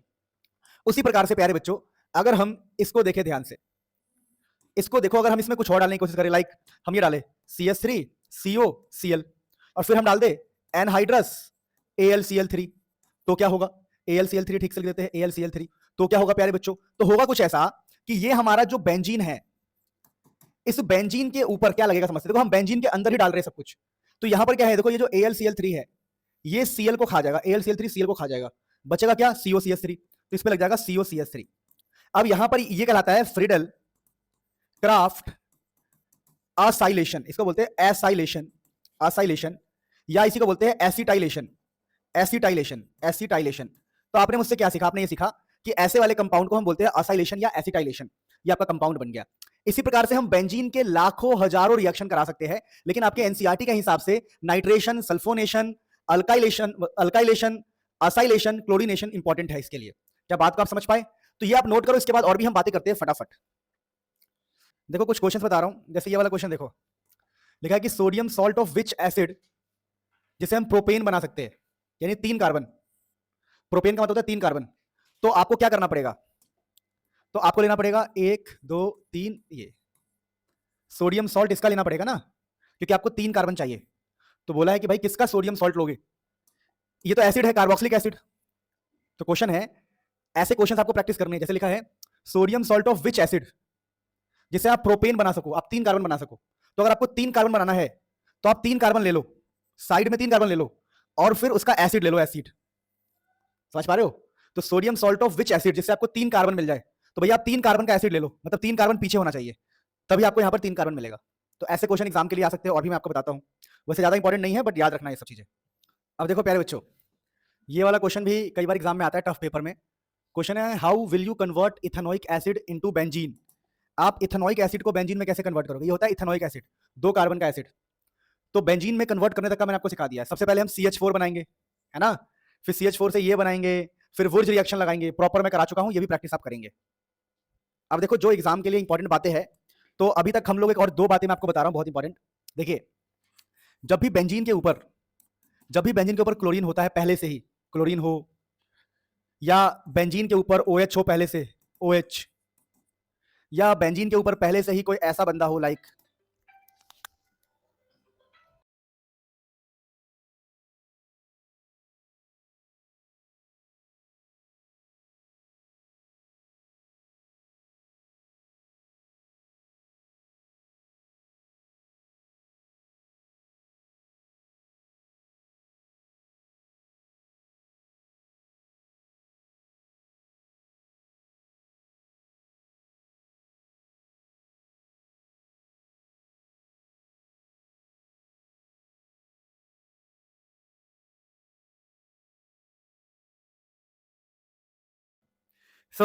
दोस्तों, अपन ये कह रहे थे कि कभी भी बेंजीन के ऊपर ऐसा दिखाई दे, ऐसा दिखाई दे, या बेंजीन के ऊपर CH3 दिखाई दे, जब भी कोई ऐसा कंपाउंड दे, क्लोरीन, OH, CH3, क्लोरीन की जगह पर आपको ब्रोमीन भी दिखाई दे सकता है, आयोडीन भी, फ्लोरीन भी दिखाई दे सकता है ना। तो ऐसे कंपाउंड में हमेशा ध्यान रखना, इस पोजीशन को बोलते हैं ऑर्थो, और इस पोजीशन को बोलते हैं पैरा। तो ये जो ऑर्थो एंड पैरा है, ऑर्थो एंड पैरा, यहीं पर रिएक्शन होता है। सपोज करो एक क्वेश्चन कराता हूं, समझ जाओगे। मान लो क्वेश्चन है कि भाई हमारे पास है क्लोरीन पहले से ही, और हम डाल रहे हैं CH3 Cl anhydrous AlCl3 AlCl3 AlCl3। ठीक है, अब पहले बच्चों क्या होगा, इसको लॉजिकली थोड़ा सोचते हैं। तो जैसा मैंने आपको कहा कि ऑर्थो एंड पैरा पर रिएक्शन होता है, तो देखो AlCl3 का काम मैं समझा चुका हूं, Cl को खाना। तो Cl खा जाएगा और बचेगा CH3 पॉजिटिव। तो ये जो CH3 पॉजिटिव है कहां लगेगा बता रहा हूं। तो ये जो हमारा क्लोरोबेंजीन है, ये जो क्लोरोबेंजीन है, उसके ऑर्थो पे जाके लगेगा, या तो उसके पैरा पे जाके लगेगा। तो उसके पैरा पे जाके लगेगा। तो आपने मुझसे क्या सीखा? आपने मुझसे ये सीखा कि ऐसे कंपाउंड जो है ये होते हैं ortho para directing. Ortho para directing का मतलब होता है कि ये जो चीजें है वो रिएक्शन ऑर्थो और पैरा पर ही कराएंगे। आप बस इतना याद रखो, आपका काम हो जाएगा, टेंशन ही नहीं है आपको। अब मान लो यहां पर इसको क्या बोलते हैं, प्लस आर इफेक्ट कहा जाता है, इसको प्लस आर इफेक्ट। एक्चुअली में ये आप ऑर्गेनिक केमिस्ट्री में पहले ही मुझसे पढ़ चुके हो डिटेल में, पर फिर भी एक बार पढ़ लिया। मैं आपको एक होमवर्क दे रहा हूं, और होमवर्क ये है कि सपोज करो मेरे पास पहले से ही एक कंपाउंड है, जो कि है कुछ भी हो सकता है। सपोज करो मेरे पास है चलो क्लोरोबेंजीन ही लेते हैं, और क्लोरोबेंजीन में मैं डाल रहा हूं इस बार concentrated HNO3 plus concentrated H2SO4, जिसको हम नाइट्रेशन कहते हैं, नाइट्रेशन। तो इसमें क्या होगा, ये जो क्लोरोबेंजीन है ये तो अपनी जगह सेम रहेगा, बस नाइट्रेशन में NO2 लगता है, आपको याद हो तो NO2। तो NO2 ऑर्थो या पैरा पे लग जाएगा। तो ऐसे करके आपको चीजों को समझना होता है। तो ये तो पहला कैटेगरी था, जिससे आप एनसीईआरटी के सारे क्वेश्चन निपटा दोगे। दूसरा कैटेगरी ये है, कभी भी आपको बेंजीन दिखाई दे और बेंजीन के ऊपर कुछ ऐसा हो, CHO, या आपको कभी भी बेंजीन के ऊपर कुछ ऐसा दिखाई दे, CHO सिंपल लिखा हुआ, या आपको बेंजीन के ऊपर कुछ ऐसा दिखाई दे कभी भी, NO2 दिखाई दे, या आपको बेंजीन के ऊपर सर पे ऐसे NO2 लिखा मिले, या बेंजीन के ऊपर कभी भी, इन कंपाउंड्स को याद ही कर लो, COOH दिखाई दे, या इसी को ऐसे भी लिखते हैं कई बार, ठीक है, C डबल बॉन्ड OOH। तो जब भी आपको ऐसे कंपाउंड दिखाई दे जितना मैंने लिखा है, ये दोनों एक ही कंपाउंड है, ध्यान रखना, ये दोनों एक ही कंपाउंड है, बस इसको खोल के लिखा है CHO CHO। ये दोनों भी एक ही कंपाउंड है और ये भी एक ही कंपाउंड है। तो जब भी कोई ऐसा कंपाउंड दिखाई दे तो रिएक्शन इसके इस पोजीशन पे होता है, इसको मेटा बोलते हैं। मेटा, ये जो पोजीशन है मेटा, बीच का जो है ये वाला कोना, ये मेटा है मेटा। तो रिएक्शन मेटा पे होगा, मेटा पे। अभी जो मेटा है, मेटा पे रिएक्शन होता है, इसको बोलते हैं माइनस आर इफेक्ट। अभी जो माइनस आर इफेक्ट है प्यारे बच्चों, यहां पर मेटा डायरेक्टिंग होता है। मेटा डायरेक्टिंग यानी मेटा पर ही डायरेक्शन मिलेगा, ठीक है। मेटा डायरेक्टिंग बोलते हैं, डायरेक्शन या डायरेक्टिंग। अब इसमें क्या होता है मैं आपको समझाता हूं। सपोज करो किसी ने क्वेश्चन दिया कि मेरे पास CHO है, CHO, और बोला जी हम इसमें डाल रहे हैं ये Cl2 FeCl3 एनहाइड्रस FeCl3। तो आप ये तो समझ गए कि ये जो एक क्लोरीन को खा जाएगा, FeCl3 का काम है एक क्लोरीन को खाना, बचा हुआ क्लोरीन कहां जाएगा? मेटा पे जाएगा, मेटा पे, क्योंकि ये माइनस आर की कैटेगरी है। तो जो बचा हुआ क्लोरीन है वो मेटा पे जाएगा, यानी ये अपना CHO, इसके यहां पर क्लोरीन लग जाएगा। तो आप रिएक्शन करवा सकते हैं अपने हिसाब से, बाकी सारे रिएक्शन आपको पता ही है। अब प्यारे बच्चों ये चीज हमने सीख ली। अब हम फटाफट थोड़ा सा अल्कीन के बारे में पढ़ेंगे, फिर अल्काइन के बारे में पढ़ेंगे। अब देखिए अल्कीन के बारे में हम पढ़े तो अल्कीन की कौन कौन सी बातें बहुत ज्यादा इंपॉर्टेंट है। तो बीच बीच में आपको सब कुछ पढ़ाता रहूंगा, घुमा के अल्केन पे भी लौटेंगे, कभी अल्कीन पे कभी बेंजीन पे, हम चलते रहेंगे, चढ़ते रहेंगे, मजा आएगा। देखो अब अल्कीन में एक बड़ा फेमस और बहुत ही इंपॉर्टेंट रिएक्शन होता है जो एग्जाम में आएगा ही आएगा। वो क्या होता है? सपोज करो आपके पास एक केस है, आपके पास केस है कि ये अल्कीन है। अब इस अल्कीन के अंदर आप क्या कर रहे हो? आपने इसमें डाला सिंपल HBr, आप HBr डाल सकते हो या सिंपल HI डाल सकते हो, आप सिंपल HCl डाल सकते हो, जो आपका मन करे। सिंपल कुछ भी नहीं, बस सिंपल डाल दिया। अब डालते वक्त ध्यान क्या रखना है वो समझो कि आपको इस कार्बन से मतलब होगा और इस कार्बन से मतलब होगा, आपको डबल बॉन्ड्स वाले कार्बन से मतलब होगा, इस कार्बन से और इस कार्बन से। तो आप इसको सर्कल कर लोगे, ये पूरे पार्ट को। आपको इस कोने वाले को देखना भी नहीं है, तुम्हारे पास नहीं है, तुम्हारी नजरों में नहीं है ये CH डबल बॉन्ड CH2। आपको हमेशा डबल बॉन्ड पर ही फोकस करना है। अब आप क्या करोगे ये समझना। सबसे पहले आप क्या करो, सबसे पहले आप कार्बन बनाओ। कार्बन, कितने कार्बन है यहां पर समझो। तो एक कार्बन, दो कार्बन, तीन कार्बन बना दो, बिल्कुल ऐसा ही, बिना किसी हाइड्रोजन के। तीन वहां पर है, आप तीन यहां बनाओगे। आपको आंसर में करना सिखा रहा हूं। अब देखो, चाहे H+ हो, Br- हो, चाहे H+ हो, I- हो, H+ हो, Cl- हो, हमेशा याद रखना ये जो माइनस वाला पार्ट है, चलो मैं एक ही लेके करवाता हूं ताकि आपको इजी लगे। सपोज करो हमने लिया यहां पर HCl, कुछ भी हो सकता है। ये जो माइनस वाला पार्ट होता है, माइनस वाला पार्ट, इसको पकड़ना है और इसको लेके जाना है कम H वाले कार्बन पर, कम H वाले कार्बन पे। तो इस डबल बॉन्ड के अंदर इसके पास है कम हाइड्रोजन, इसके पास एक हाइड्रोजन है, इसके पास है दो हाइड्रोजन। तो आपको कम हाइड्रोजन वाले कार्बन पे ले जाना है, यानी आपका जो Cl- है इस कार्बन से जाके जुड़ेगा। तो आप यहां पर आओ और यहां क्लोरीन लगा दो, यानी कि जो माइनस वाला पार्ट होता है कम हाइड्रोजन वाले कार्बन पे जाएगा। अब प्यारे बच्चों इसी को बोला जाता है मार्कोनिकोव्स रूल। Markovnikov's rule. तो मार्कोनिकोव रूल्स में क्या होता है? The negative part goes to the carbon having less number of hydrogen. तो यहां पर क्या है, ये आपका काम हो गया। अब आप इसके वैलेंसी पूरी कर दो, CH3 और इसके पास एक H, वैलेंसी पूरी हो जाएगा। कैसे? जो कोने का कार्बन होता है CH3, ये भी कार्बन CH3, और बीच का जो कार्बन है उसके तीन बॉन्ड पहले कंप्लीट है, 1 2 3, तो एक हाइड्रोजन और हमने लगा दिया। देखो वैलेंसी पूरा करना आना चाहिए आपको कि कार्बन के 4 बॉन्ड पूरे करने होते हैं, और 4 बॉन्ड हम कैसे पूरे करते हैं? With the help of hydrogen. ठीक है, जैसे मैं एक चीज सिखा देता हूं। सपोज करो मेरे पास C डबल बॉन्ड C है, तो इसके 2 बॉन्ड खाली है तो H लगा दूंगा, CH2। इसके भी 2 खाली है तो H लगा दूंगा, क्योंकि कार्बन के 4 होने चाहिए। 4 देखो, कार्बन के 4 होने चाहिए, 2 आगे है तो मैंने 2 पीछे खुद से लगा दिया। कार्बन के हमें से 4 पूरे करने, तो देखो कार्बन के आगे 1 था तो मैंने 3 लगा दिया, इस कार्बन के आगे भी 1 बॉन्ड था तो मैंने 3 लगा दिया ताकि 4 हो जाए। अब प्यारे बच्चों इसको बोलते हैं मार्कोनिकोव रूल। अब अल्कीन में हम दूसरी बातें करते हैं, अल्कीन में गजब की बात करते हैं। गजब की बात क्या है? अगर एग्जाम में क्वेश्चन ऐसा आए HBr, लेकिन यहां लिखा हो परऑक्साइड। देखो यहां पर क्या था? सिंपल HCl HBr कुछ भी हो सकता है। यहां पर हमेशा HBr परऑक्साइड होगा, ऑलवेज, ये चेंज नहीं हो सकता, ऑलवेज हमेशा H+ और Br- ही रहेगा और हमेशा परऑक्साइड रहेगा। तो इस वाले में कौन सा खेल खेला जाता है ये देखना। अगर क्वेश्चन कभी ऐसा आए CH3 CH double bond CH2, सबसे पहले आप क्या करो? सबसे पहले आप डबल बॉन्ड को घेर लो। आप देखो क्वेश्चन में लिखा है HBr परऑक्साइड, अगर परऑक्साइड लिखा है तो एक होगा H+, दूसरा होगा Br-।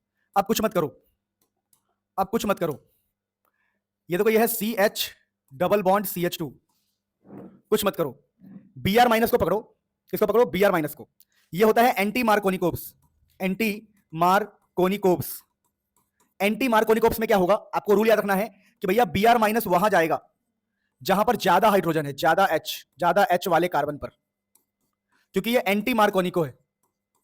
ज्यादा H वाले कार्बन पर, जैसे यहां पर क्या था? कम H वाले कार्बन पर। यहां पर जो Br- है नेगेटिव पार्ट जाएगा जहां ज्यादा H वाले कार्बन पे, तो Br जाएगा। अब इन दोनों में ज्यादा H किस पे है? तो इस पे एक एच है, इस पर 2, तो Br माइनस यहां जाएगा। तो आप 3 कार्बन बनाओ ऐसे ही, लेकिन Br इस बार यहां पर है। अब इनकी वैलेंसी पूरी कर दो, CH3 CH2 CH2 Br। तो ऐसे काम करना है आपको। क्या बात समझ गए? Let me give you a question. एक क्वेश्चन मैं आपको सिंपल दे रहा हूं कि भाई एक बार इसके अंदर है simple HCl, H plus Cl minus, या सिंपल लिखा हो, सिंपल HBr देते हैं, चलो कंफ्यूज ना करने के लिए। सिंपल मैंने HBr बोला, सिंपल HBr। अगली बार मैंने आपको सेम क्वेश्चन में दिया HBr पर ऑक्साइड, HBr पर ऑक्साइड, तो इसका आंसर अलग आएगा, इसका आंसर अलग आएगा। ठीक है? अब इनके आंसर्स लिखने का तरीका बहुत सिंपल है, जो आपको करके मुझे बताना है कमेंट में कि हुआ कि नहीं हुआ, अगर आप मुझे ऑनलाइन देख रहे हैं तो।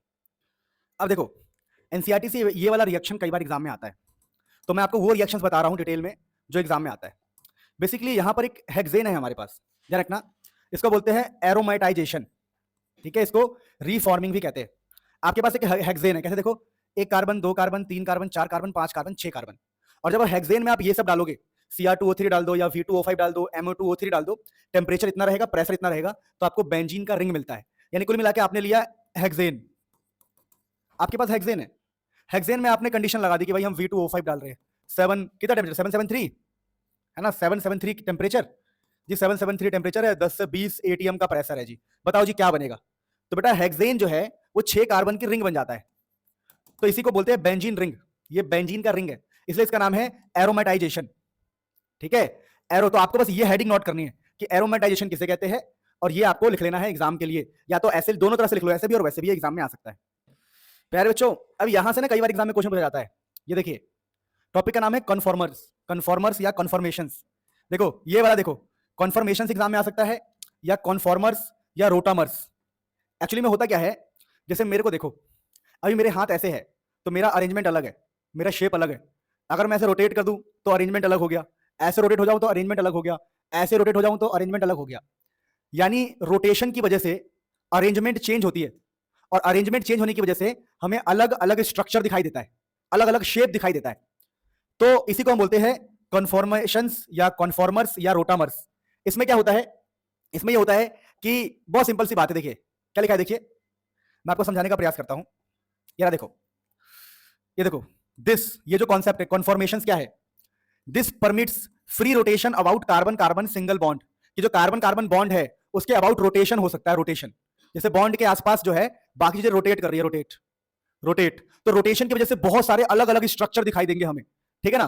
तो this rotation result into different spatial arrangement, special मतलब 3D arrangement of atoms in space. Space मतलब स्पेस में, हवा में अलग अलग प्रकार से आपको एटम्स की अरेंजमेंट दिखाई देगी। ठीक है ना?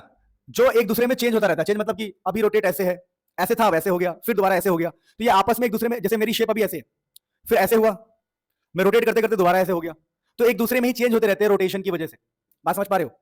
तो इन्हीं को हम बोलते हैं कन्फर्मेशन, कन्फॉर्मर्स या रोटामर्स। अब एग्जाम में क्वेश्चन कौन सा आएगा यार, कुल मिला के अलग अलग अरेंजमेंट की वजह से अलग अलग शेप्स है, रोटेशन की वजह से शेप चेंज हो रहा है, तो उनको हम कन्फॉर्मर्स बोल रहे हैं।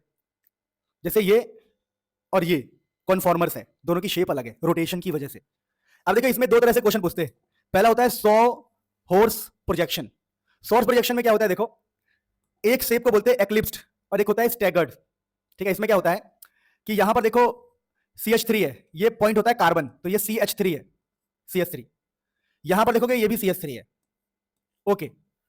लेकिन ऊपर देखो, ऊपर ऊपर रोटेशन में चेंज है। देखो ये वाला H यहां है, एक H यहां, एक H यहां है, पर यहां पर देखो रोटेशन में फर्क है। कैसे? ये वाला H अब थोड़ा इधर आ गया है, देखो यहां आ गया, यहां रोटेट हो गया है, दिख रहा है? जो यहां वाला H था थोड़ा इधर आ गया है, यहां पे आ गया है, देखो। और जो यहां वाला H था थोड़ा ऊपर चला गया है, ऊपर, थोड़ा ऊपर हो चुका है, देखो। मतलब ये वाला जो है ऐसे रोटेट हो गया है, ये वाला ऐसे रोटेट हो गया है, रोटेट, और रोटेशन की वजह से क्या चेंज हो गया, स्ट्रक्चर। बात समझ पा रहे हो? तो इसको बोलते हैं स्टैगर्ड। तो एग्जाम में आपसे सोहर्स प्रोजेक्शन पूछेगा इथेन का, हमारी एनसीईआरटी में इथेन का दिया हुआ है। तो इथेन का ऐसा होता है, आपको ये दोनों शेप बना के जाना है, याद करके जाना है कि देखो भाई इस शेप और इस शेप में फर्क है, रोटेट हो गए। कैसे? ऐसे, ये थोड़ा इधर रोटेट हो गया, अगर फील करोगे तो ये थोड़ा इधर और ये वाला थोड़ा इधर, तभी ये शेप ऐसा बना होगा। बड़ा आसान है देखने में। दूसरा होता है न्यूमैन प्रोजेक्शन। ये रहा, न्यूमैन प्रोजेक्शन भी एग्जाम में आ सकता है। न्यूमैन प्रोजेक्शन में क्या होता है कि ऐसे समझो, एक हाथ के पीछे दूसरा हाथ, एक हाथ के पीछे है दूसरा हाथ, ठीक है, एक हाथ के पीछे दूसरा हाथ, लेकिन अब ये रोटेट कर रहा है, पीछे वाला हाथ, पीछे वाला हाथ रोटेट कर रहा है, रोटेट। तो सेम सेंस में आपको समझ में आएगा। देखो अभी जो पीछे वाला हाइड्रोजन है, पीछे वाला हाइड्रोजन अभी यहां पर है, ये रहा, लेकिन अगर ये रोटेट करेगा तो क्या होगा, ये थोड़ा दूर चला गया, दिख रहा है आपको, क्या चला गया, दूर। तो ये होता है स्टैगर्ड, और स्टैगर्ड वाला ज्यादा स्टेबल होता है। ये ज्यादा स्टेबल क्यों होता है, क्योंकि यहां पर बॉन्ड्स दूर दूर है, और बॉन्ड्स दूर होंगे तो रिपल्शन कम होगा। अरे एटम्स जितने दूर होंगे उनका रिपल्शन उतना कम होगा, तो स्टेबिलिटी ज्यादा होगी। स्टेबल क्यों होता है, यहाँ पर होता है लेस रिपल्शन, ध्यान रखना। तो एग्जाम में आपसे न्यूमन भी पूछ सकते हैं, स्टैगर्ड भी पूछ सकते हैं, और यहां से एग्जाम में आने के चांसेस रहते हैं। आप नोट कर लो, फिर हम आगे बढ़ते हैं। सुनो, कई बार ना एग्जाम में ये वाला क्वेश्चन आ जाता है चुपके से। देखो एनसीईआरटी में बहुत रिएक्शन है, बट मैं आपको जो बता रहा हूँ वो करके जाओ, टाइम कम है तो, अदरवाइज तो मैंने 5-6 घंटे की वीडियो इसकी पहले भी यूट्यूब पे डाल रखी है। इसकी 5 घंटे की वीडियो यूट्यूब पे डाल रखी है मैंने, बहुत डिटेल, पूरा एनसीईआरटी से ऊपर लेवल का ही डाल रखा है, बट टाइम कम है तो हमें यही सब चुनना चाहिए। सुनो, अब देखो ये क्वेश्चन कैसा है, जैसे CH3 CH2OH, ये ऐसा क्वेश्चन है। देखो यहाँ पर CH3 है, ये CH3, और ये है CH2, तो CH3 CH3 CH2OH, इसमें डाला है कंसंट्रेटेड H2SO4, कंसंट्रेटेड H2SO4, और हीट, तो इसको बोलते हैं डिहाइड्रोजिनेशन, नहीं डिहाइड्रेशन। डिहाइड्रेशन का मतलब होता है कि आपको पानी निकालना है, आपको पानी रिमूव करना है, H2O रिमूव करना है, तो पानी निकालना है, ठीक है। आप पानी निकालेंगे कैसे, ये समझना है, देखो ध्यान से, बड़ा आसान है। पानी निकालना सबसे आसान काम है, देखो कैसे। आप यहां का OH पकड़ लो, अल्फा कार्बन का OH, और जो बीटा कार्बन है, बीटा, इसका एक हाइड्रोजन पकड़ लो, हाइड्रोजन। तो चलो इसको खोल के लिखते हैं, CH3 को ऐसे लिख देते हैं हम, चलो CH2 और एक H को नीचे लिख देते हैं, ये CH3 ही है। तो यहाँ का OH और यहाँ का H आपस में मिलकर पानी निकालेंगे, और पानी निकालेंगे तो क्या बचेगा बताओ, CH2 तो CH और 2 से CH2 से क्या बन जाएगा, ये डबल बॉन्ड, तो आपको अल्कीन मिलेगा, अल्कीन, और ये पानी बाहर निकल गया। कैसे, यहां बचा CH2 और यहां भी CH2, क्योंकि हमने पानी निकाल दिया। तो पहले बच्चों ये एग्जाम में आ सकता है, डिहाइड्रेशन, ठीक है, नोट कर लो, फिर एग्जाम में आगे बढ़ते हैं। अब देखो 2 टॉपिक है जो एग्जाम में पूछे जा सकते हैं, एडिशन ऑफ वाटर वाला टॉपिक एंड ओजोनोलिसिस। अभी दोनों टॉपिक बहुत आसान है, मैं आपको एकदम गजब तरीके से बताऊंगा, आपको मजा आ जाएगा, फील आ जाएगा, फील। देखिए पहले तो एडिशन ऑफ वाटर वाला समझते हैं। देखिए आपके पास कोई भी अल्कीन हो सकता है, सपोज करो ये एक अल्कीन है, अब इस अल्कीन के अंदर हम डाल रहे हैं H2O, और ये H2O डाला जाता है एसिड की प्रेजेंस में, H+ की प्रेजेंस में, एसिड की प्रेजेंस में। तो आपको मैं ट्रिक बता रहा हूँ, ट्रिक बहुत सिंपल ट्रिक बता रहा हूँ। ट्रिक सिंपल रहेगा, ये जो H2O है, इस H2O को 2 हिस्से में तोड़ दो, H+OH-, और याद करो मार्कोनिकोफ रूल। जो आपका मार्कोनिको रूल कहता है कि सबसे पहले तो डबल बॉन्ड को सिलेक्ट करो, और मार्कोनिको रूल कहता है कि जो नेगेटिव पार्ट है उसको कहां ले जाओ, कम हाइड्रोजन पर, कम हाइड्रोजन वाले कार्बन पर। तो कम हाइड्रोजन वाले कार्बन पे ले जाएंगे, इस वाले कार्बन पे। तो 1 कार्बन 2 कार्बन 3 कार्बन, इसके ऊपर चला जाएगा OH, बाकी बॉन्ड्स पूरे करने हैं अब। तो ये आप पानी ऐड वाला केस जो है मार्कोनिको रूल के हिसाब से कर सकते हैं, तो ये आसान था। तो एडिशन ऑफ वाटर वाले केस में जैसे हमने क्या किया, देखो इस वाले में हम ये जो OH- है, H+OH- इसको है ना, उसको इस पे भेजेंगे, डबल बॉन्ड है ना यहाँ पे, देखो समझो, ये जो डबल बॉन्ड है, ये जो डबल बॉन्ड है, इस डबल बॉन्ड में इस वाले कार्बन पे भेजेंगे, क्योंकि यहाँ पर हाइड्रोजन नहीं है, तो OH- कम हाइड्रोजन पे आएगा, इसके ऊपर आएगा, ठीक है, इसलिए इस वाले के ऊपर OH आया है। तो ये ध्यान रखना। अगला होता है प्यारे बच्चों टॉपिक ओजोनोलिसिस, इंपॉर्टेंट टॉपिक होता है ओजोनोलिसिस, ठीक है, ये काफी इंपॉर्टेंट होता है। इसमें क्या है कि कोई भी कंपाउंड हो सकता है, सपोज करो ये कंपाउंड है CH3CH डबल बॉन्ड CH2, अब इसमें ना O3 डालते हैं, ओजोन, फिर H2O डाल देते हैं, हाइड्रोलिसिस कर देते हैं H+ की प्रेजेंस में ना। मैं आपको दिखाता हूं एक बार, फिर देखो अगर बुक से पढ़ोगे तो कितना खतरनाक है ये। अगर आप बुक से पढ़ोगे तो बेटा हिल जाओगे, ठीक है ना, ये क्वेश्चन हिला देता है जब एग्जाम में आता है। तो देखो बहुत अजीब सा दिखने में लग रहा है, तो आप मेरे ट्रिक से करो, जब भी आपसे कोई बोले हम ओजोनोलिसिस कर रहे हैं, तो आप इस डबल बॉन्ड को टारगेट करना, डबल बॉन्ड, इस डबल बॉन्ड को टारगेट करके ऐसे तोड़ देना। जब तोड़ दोगे तो पता क्या होगा, देखो ऐसा होगा CH3CH, देखो यहां बनेगा CH3CH और आधा डबल बॉन्ड, आधा डबल बॉन्ड, ओके, फिर एक प्लस का साइन लगाओ। अब देखो यहां से आपने तोड़ा है बॉन्ड को, तो यहां से बचेगा CH2, ये CH2, और पीछे इसके आधा डबल बॉन्ड है, आधा आधा, यानी इस डबल बॉन्ड के 2 टुकड़े करने हैं, ऐसे बीच से लाइन मारना है, ताकि आधा डबल बॉन्ड इधर हो और आधा डबल बॉन्ड इधर हो, और इन दोनों को बस ऑक्सीजन दे देना है, खत्म, ओजोनोलिसिस। यानी डबल बॉन्ड को तोड़ के दोनों को ऑक्सीजन देना है, तो ये होता है ओजोनोलिसिस, ठीक है। इसके ऊपर इंपॉर्टेंट क्वेश्चंस आते हैं एग्जाम में, तो आप एनसीईआरटी से इसको प्रैक्टिस करना, मतलब एनसीईआरटी के एक्सरसाइज से। पहले बच्चों हम बात करते हैं अल्काइन। अल्काइन से ये वाला रिएक्शन एग्जाम में आने के चांसेस बहुत ज्यादा रहता है कई बार। यह है एडिशन ऑफ वाटर वाला रिएक्शन। एडिशन ऑफ वाटर में क्या है समझिएगा, ये देखिए ये वाला topic, addition of water in triple bond alkyne, इसका भी गजब का ट्रिक देता हूं, और ये बहुत इंपॉर्टेंट है, काफी इंपॉर्टेंट है।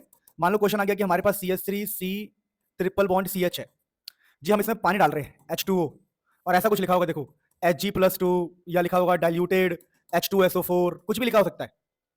तो यहां पर भी ट्रिक बहुत सिंपल है, ट्रिक का नियम वही है, इस पानी को तोड़ दो H+ एंड OH- में, मार्कोनिको रूल का इस्तेमाल करो। मार्कोनिको रूल कहेगा कि जो OH- को है कम हाइड्रोजन पे ले जाओ, तो कम हाइड्रोजन पे मतलब कि ऐसा देखो हो क्या रहा है, जब OH माइनस यहां जाएगा ना तो ये डबल बॉन्ड की जगह पर, ट्रिपल बॉन्ड की जगह पर डबल बॉन्ड आ जाएगा। ठीक है, सब कुछ सेम, कार्बन के साथ OH लग गया, CH, और ट्रिपल बॉन्ड की जगह पर डबल बॉन्ड। CH2 नहीं होगा अभी फिलहाल, डबल बॉन्ड है ना, होना चाहिए, sorry sorry I am sorry. Actually में क्या होगा देखो समझो, जब ये OH माइनस यहां जाएगा तो इस H को यहां जाना पड़ेगा ताकि बैलेंसी पूरी हो जाए। बैलेंसी भी तो पूरी करनी है हमें, यहाँ डबल बॉन्ड है तो 2 हाइड्रोजन लगाने पड़ेंगे बैलेंसी पूरी करने के लिए। यानी हम लोगों ने क्या किया, कुछ भी नहीं किया, OH माइनस को यहां भेजा, और जो ट्रिपल बॉन्ड है, ट्रिपल बॉन्ड बस डबल हो जाएगा, ट्रिपल बॉन्ड डबल हो जाएगा, तो यहां पर आपको CH2 करना पड़ेगा ताकि बैलेंसी पूरी हो जाए। अब एक खेल खेला जाता है, इस H को यहां भेजना है और इस बॉन्ड को उठा के यहां रखना है। सर ये समझ नहीं आया, आएगा आएगा देखो, जब ये वाला बॉन्ड उठा के आप यहां रखोगे तो क्या बनेगा देखो, ये CH3 है, अब ये हो जाएगा यहां पर उठ के ऊपर चला गया तो ये हो जाएगा डबल, क्योंकि ये उठ के चला गया, पूरा उठ के चला गया ऑक्सीजन के साथ। अब ये हाइड्रोजन यहां आ गया तो ये बन जाएगा CH3। ठीक है, क्योंकि यहां पर पहले से CH2 था, अब ये हाइड्रोजन उठ के यहां पर आएगा तो ये बनेगा CH3, और ये बॉन्ड उठ के यहां जाएगा तो ये डबल बॉन्ड O। ये जो प्रोसेस हमने किया है इसको बोला जाता है रीअरेंजमेंट, कि रीअरेंज हुआ है, इसका नाम होता है टाउटोमरिज्म। और एग्जाम में टाउटोमरिज्म के ऊपर कभी क्वेश्चन आए, टाउटोमरिज्म के ऊपर, तो आप ये वाला क्वेश्चन करके दिखा सकते हो टाउटोमरिज्म के लिए। तो टाउटोमरिज्म भी हमने सीख लिया, यानी हम सारी इंपॉर्टेंट चीजों को कवर करते हुए चल रहे हैं। सो प्यारे बच्चों, फाइनली ये वाला टॉपिक हम पहले पढ़ चुके हैं जो इंपॉर्टेंट है। ये टॉपिक का नाम या लिख लो बस, साइक्लिक पॉलीमेराइजेशन। पता है क्या होता है इसके अंदर, आप ना CH ट्रिपल बॉन्ड CH में, ये CH ट्रिपल बॉन्ड CH में रेड हॉट आयरन ट्यूब डालते हो तो बेंजीन बन जाता है, तो इसका नाम होता है साइक्लिक पॉलीमेराइजेशन। जो मैंने आपको पढ़ाया था कि अगर CH ट्रिपल बॉन्ड CH है, इसमें रेड हॉट आयरन ट्यूब डालेंगे तो बेंजीन बन जाएगा। तो लिखने का ये सिंपल तरीका होता है, ये किताबी लैंग्वेज मत लिखो, बस टॉपिक का नाम लिख लो कि रेड हॉट वाले को ऐसा ऐसा कहा जाता है। अब हम आगे बढ़ते हैं। देखो इस चैप्टर का सबसे इंपॉर्टेंट पार्ट आपको बता रहा हूं, ये एरोमेटिसिटी या एरोमेटिक। एग्जाम में क्वेश्चन आए कि एरोमेटिक किसे कहेंगे, तो उसके अंदर प्लेनरिटी होनी चाहिए। अब तुम ये सब चीजें तो समझ नहीं पाओगे कि प्लेनरिटी क्या होता है, तो आपको बता दूं कि sp2 दिखना चाहिए। अब तुम ये भी नहीं समझोगे तो क्या कर सकते हैं, तो बस याद कर लो, एग्जाम में लिखने के लिए क्वेश्चन सॉल्व करना सिखा दूंगा। तो पहला पॉइंट याद कर लेना कि प्लेनरिटी होनी चाहिए, यानी कार्बन के पास sp2 होना चाहिए। ये होता है हाइब्रिडाइजेशन होता है। अगर आपको नहीं पता ये सब तो इसको इग्नोर कर दो, टेंशन मत लो। दूसरा कंप्लीट डीलोकलाइजेशन, यानी यहां पर एक प्रकार से रेजोनेंस की कंडीशन होनी चाहिए, रेजोनेंस। अब रेजोनेंस भी अगर आप पीछे से सीख के नहीं आए हो तो आपको ये भी समझ नहीं आएगा, पर कोई बात नहीं, आप बस इसको याद कर लो। अगर आपसे कोई क्वेश्चन बोले कि भाई एरोमेटिसिटी कब होगा, एरोमेटिक कब होगा, तो भैया प्लेनरिटी होनी चाहिए, delocalization of the pi electron होना चाहिए, पर सर ये तो हमें समझ नहीं आ रहा, तो भूल जाओ। थर्ड आपको समझ में आ जाएगा जो सबसे इंपॉर्टेंट पॉइंट है, एग्जाम में लिखने आ सकता है कि हक्कल रूल क्या है। हक्कल रूल, तो ये जो हक्कल रूल है इसकी हेल्प से हम बता सकते हैं कौन सा एरोमेटिक है, कौन सा एरोमेटिक नहीं है। अब देखिए एरोमेटिक का क्या मतलब निकलता है, तो एरोमेटिक जब भी आपसे कोई बोलेगा ना तो यहां पर बेंजीन की रिंग जैसी स्ट्रक्चर होगी, रिंग जैसी।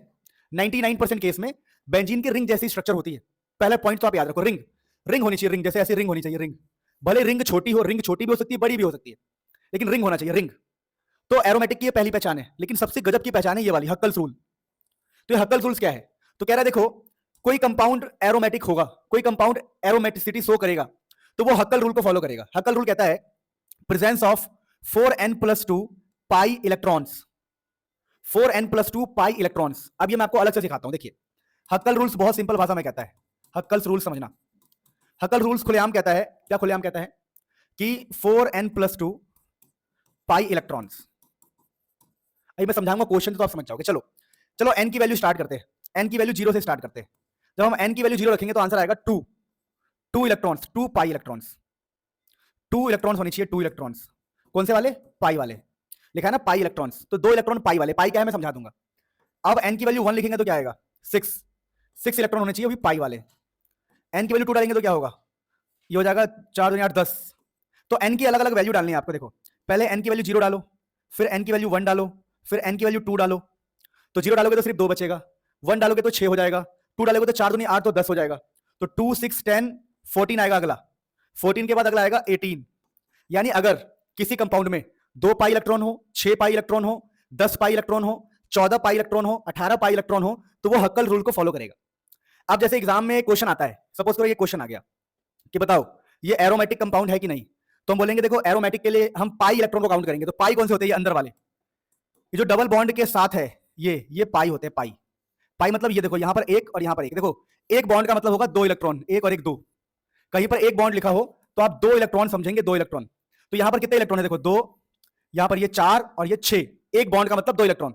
तो यहाँ पर 3 है अंदर, तो 3 दूनी 6, तो 6 का मतलब क्या है? 6 का मतलब है कि वो हक्कल रूल को फॉलो कर रहा है, 6 वाली कैटेगरी में आ रहा है, यानी कि वो एक एरोमेटिक कंपाउंड है, यानी बेंजीन एक एरोमेटिक कंपाउंड है। अब इसकी बात करते हैं, देखो तो 1 2 3 4 और इस वाले के पास भी 2 इलेक्ट्रॉन है, ये पाई है, रेजोनेंस में आते हैं इसीलिए। तो कितने इलेक्ट्रॉन है इसके पास बताओ? 6, यानी ऐसे वाले इलेक्ट्रॉन भी काउंट होते हैं बाहर वाले। तो इसके पास कितने इलेक्ट्रॉन है? 6, इसके पास भी 6 है।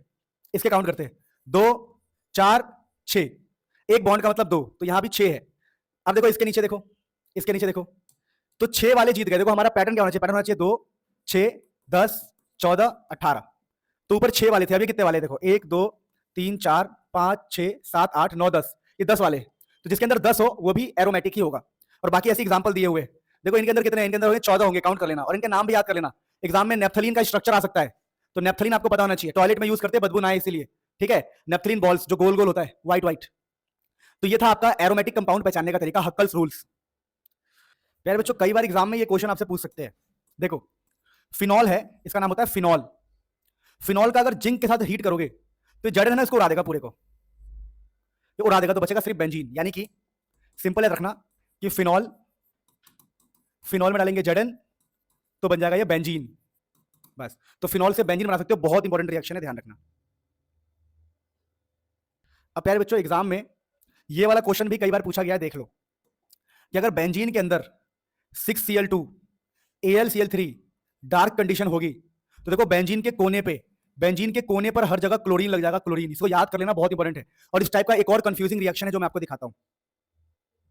अब देखो ये और याद कर लेना, क्या चीज?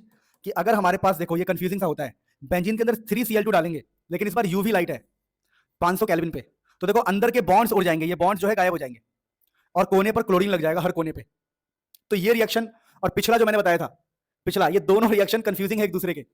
यहां भी Cl2 लिखा हुआ है, यहां भी Cl2 लिखा हुआ है, पर फर्क क्या है? फर्क है यहां पर है क्या? यहां पर है AlCl3 और यहां पर है UV। तो बच्चे कंफ्यूज हो जाते हैं, इसलिए जानबूझ के ये क्वेश्चन पूछते हैं वो। तो प्लीज इस बात का ध्यान रखना, इसके नाम भी याद करना। ये बेंजीन हेक्साक्लोराइड नाम याद रखना, BHC फेमस, और ये भी नाम याद रखना। मतलब जिन रिएक्शन को मैं बोल रहा हूं उसका हर एक चीज तुम्हें याद होना चाहिए, जो रिएक्शंस मैं आपको बोल रहा हूं। अब देखो एग्जाम में फिजिकल प्रॉपर्टी से क्वेश्चन आता है। फिजिकल प्रॉपर्टी में क्वेश्चन आता है बॉइलिंग पॉइंट के ऊपर। फिजिकल प्रॉपर्टी में जब भी क्वेश्चन आएगा एग्जाम में, तो आपको बॉइलिंग पॉइंट के ऊपर ही क्वेश्चन मिलेगा। तो ये जो बॉइलिंग पॉइंट है, इसको करते हैं, ध्यान रखना, बॉइलिंग पॉइंट डायरेक्टली डिपेंड करता है नंबर ऑफ कार्बन पे, नंबर ऑफ कार्बन, और इनवर्सली डिपेंड करता है किस पर? चलो 2 बार लिख देता हूं मैं। तो डायरेक्टली नंबर ऑफ कार्बन पे डिपेंड करेगा। अगर किसी का नंबर ऑफ कार्बन ज्यादा है तो उसका बॉइलिंग पॉइंट भी ज्यादा होगा। तो ठीक है, तो बॉइलिंग पॉइंट में पहला पॉइंट और दूसरा ये, मैं अभी क्वेश्चन कराऊंगा, आप समझ जाओगे। जो बॉइलिंग पॉइंट है, बॉइलिंग पॉइंट इनवर्सली डिपेंड करता है, ठीक है, ब्रांचिंग। जैसे मैं आपको क्वेश्चन कराता हूं, आप समझ जाओगे। यानी अगर किसी में ब्रांचिंग बहुत ज्यादा कर रखा है तो उसका बॉइलिंग पॉइंट कम होगा, यानी ब्रांचिंग से बॉइलिंग पॉइंट कम होता है, और नंबर ऑफ कार्बन बढ़ने से बॉइलिंग पॉइंट बढ़ता है। इसके ऊपर एग्जाम में कैसे क्वेश्चन आएंगे मैं समझा रहा हूं। सबसे पहले क्वेश्चन आ गया कि भाई 1 carbon 2 carbon 3 carbon 4 carbon 5 carbon 6 carbon, और अगली बार है 1 कार्बन 2 कार्बन 3 कार्बन 4 कार्बन। तो भैया जिसके पास कार्बन ज्यादा है उसका बॉइलिंग पॉइंट ज्यादा है। यहाँ 6 कार्बन है, यहाँ पर 4 कार्बन है, तो ये तो प्रॉब्लम नहीं है हमारी। अब हमारी प्रॉब्लम है यहाँ पर, आप क्वेश्चन ऐसा आ जाए तो 1 carbon 2 carbon 3 carbon 4 carbon 5 carbon, ठीक है, 5 carbon, CH3 CH2 CH2 CH2 CH3, एक कार्बन, एक कार्बन 2 कार्बन 3 कार्बन 4 कार्बन, ये 5वां कार्बन। फिर 1 carbon 2 carbon 3 carbon 4 carbon 5 carbon. अब इनमें क्या फर्क है? इनमें क्या फर्क है ये समझते हैं। इनमें क्या फर्क है समझते हैं। देखिए यहां पर ये स्ट्रेट है, स्ट्रेट, और यहां पर बहुत ब्रांचिंग है। ब्रांचिंग का मतलब होता है कि भाई आपने उसको लपेट दिया, ये बिल्कुल सीधा है, ये हल्का सा ब्रांच है, और ये बहुत ज्यादा ब्रांच है। तो लिखा है कि अगर आप ब्रांचिंग को इंक्रीज करोगे, ब्रांचिंग को बढ़ाओगे, अगर आप ब्रांचिंग को बढ़ाओगे तो बॉइलिंग पॉइंट घटेगा। तो इसका सबसे कम बॉइलिंग पॉइंट होगा, मिनिमम, सबसे कम है बॉइलिंग पॉइंट, सबसे कम बॉइलिंग पॉइंट, इसका सबसे ज्यादा, और ये बीच में है। यानी ऑर्डर की बात करें, अगर ये ए है, ये बी है और ये सी है, तो सबसे कम किसका है? सी का सबसे कम, फिर बी, और सबसे ज्यादा है ए का। तो बॉइलिंग पॉइंट के ऊपर भी एग्जाम में क्वेश्चन आ सकता है। इस प्रकार से इस चैप्टर में जो जो इंपॉर्टेंट चीजें वो मैंने आपको बता दिया है। मुझे पता है कि इस वीडियो ने आपकी बहुत हेल्प की है। लाइक कर दो अगर पसंद आया तो, और कमेंट करके जाओ कि कैसा लगा। मेरी शादी है फिर भी मैं देखो आपके लिए वीडियो बना रहा हूँ, मतलब पूरी जान लगा रखी है मैंने आपके लिए, बहुत मेहनत कर रहा हूँ आपके लिए। प्लीज़ सपोर्ट, एंड इसके क्वेश्चंस की वीडियो देख लो, बहुत हेल्प मिलेगी आपको।